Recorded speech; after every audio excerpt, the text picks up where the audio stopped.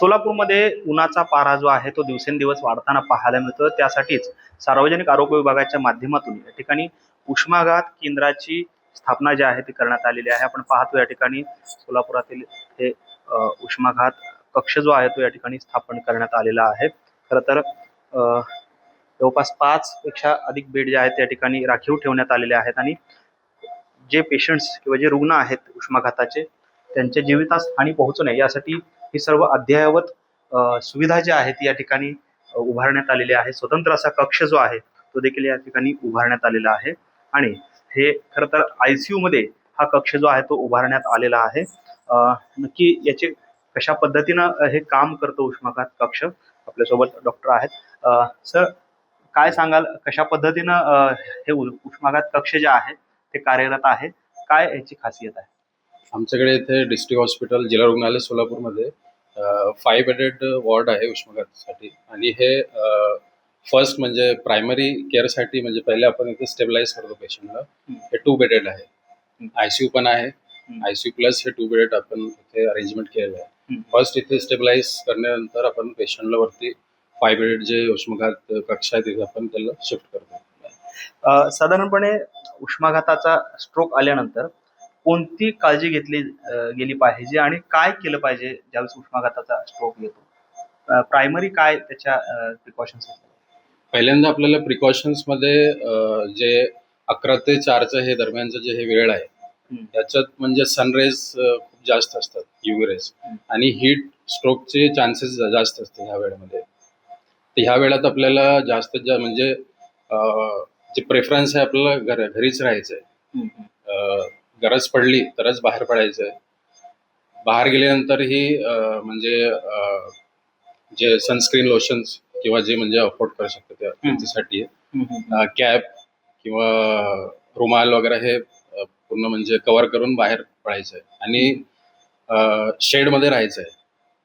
ठीक आहे, घरात किंवा शेडमध्ये किंवा जे झाड असतात त्यांच्या सावलीमध्ये. आणि जास्तीत जास्त आपल्याला जे सनरेज आहे किंवा हीट आहे त्याला आपल्याला त्याच्यापासून सावध राहायचं. खाणं किंवा पिणं कशा पद्धतीचं असावं साधारण या कालावधीमध्ये आणि विशेषतः बाहेर पडल्यानंतर कशा पद्धतीचं खाणं पिणं असावं, काय त्या संदर्भातल्या सूचना? एकदम म्हणजे लाईट लंच, ब्रेकफास्ट, डिनर जे काही आहे लाईट करायचं, जास्त हेवी नाही करायचं आणि जास्तीत जास्त हायड्रेशन करायचं, सेल्फ हायड्रेशन. पाणी जास्तीत जास्त पियायचं. तहान नाही लागली तरीही आपल्याला दिवसात 3 ते 4 लिटर 3 ते 4 लिटर पाणी हे आपल्याला पियायचं आहे. आणि ज्यात जास्तीत जास्त म्हणजे अल्कोहोलिक जे ड्रिंक्स आहे, कार्बोनेटेड जे ड्रिंक्स आहे त्यांना थोडं अवॉइड करायचं. येस. आपल्यासोबत आणखी डॉक्टर आहेत. सर, खरं तर साधारणपणे इथपर्यंत यायची वेळ येऊ नये यासाठी कोणत्या उपाययोजना सर्वसामान्य नागरिकांनी, तरुणांनी कराव्यात, विद्यार्थ्यांनी कराव्यात, काय सूचना असतात? जसं आता आमच्या डॉक्टरांनी सांगितलं की नेहमीच आपण असं म्हणतो की प्रतिबंध हा नेहमीच सर्वश्रेष्ठ मानलेला आहे. व्यवस्थित दिवसातून 3.5-4 लिटर पाणी पिणं हा एक सगळ्यात चांगला मार्ग आहे उष्माघाताच्या धोक्यापासून स्वतःला वाचवण्याचा. आपण नेहमी ऑब्झर्व करतो की जास्त तापमान वाढलं की माणसाची टेंडन्सी असते की थंड पदार्थ जास्ती खायचे, बर्फ जास्त खायचा. बऱ्याच वेळेला आपल्याला माहिती नाही की बर्फ ज्या पाण्यापासून बनलेला असतो ते पाणी कशा पद्धतीचं आहे.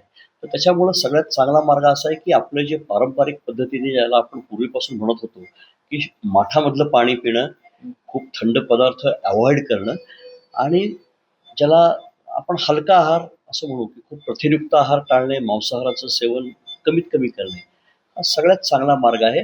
विशेषतः आपण, मी परत एकदा सांगतो की जसं पूर्वी डोक्याला काहीतरी बांधून टोपी किंवा काहीतरी बांधल्याशिवाय घराच्या बाहेर पडतो शेतकरी वर्ग जर आपण पाहत असू तर तो सगळ्यात चांगला मार्ग आहे की या हीट पासून किंवा उष्माघाताच्या धोक्यापासून आपण आपला बचाव करू शकतो. आतापर्यंत काही रुग्ण काही दाखल झालेले आहेत का किंवा तशा पद्धतीचे काही माहिती समोर आली आहे? नाही, अशा पद्धतीचा रुग्ण सोलापूर जिल्ह्यामध्ये उष्माघाताच्या कक्षामध्ये अजून दाखल झालेला नाही किंवा अशा पद्धतीने काही कुठेही आपल्याकडे सार्वजनिक आरोग्य यंत्रणेकडून जो सर्वेलन्स चालू असतो, सर्वेक्षण चालू असतं, त्याच्यामध्ये अशा तीव्र स्वरूपाचे लक्षणं असलेला रुग्ण काही आढळलेला नाही. ही चांगली गोष्ट आहे. आपण पाहतोय खरं तर नागरिकांनी साधारणपणे सकाळी 11 ते सायंकाळी 4 वाजेपर्यंत घराबाहेर पडू नये. जर पडल्यास डोक्यावर टोपी, रुमाल किंवा तत्सम वस्तू ज्या आहेत त्या घ्याव्यात. त्याचबरोबरीनं पाण्याचं प्रमाण अधिक ठेवावं असं आवाहन जे आहे ते जिल्हा आरोग्य केंद्राकडून करण्यात आलेलं आपल्याला पाहायला मिळतं. कॅमेरामन विनोद नावादकरसह सागर सुरवसे, TV9 मराठी, सोलापूर.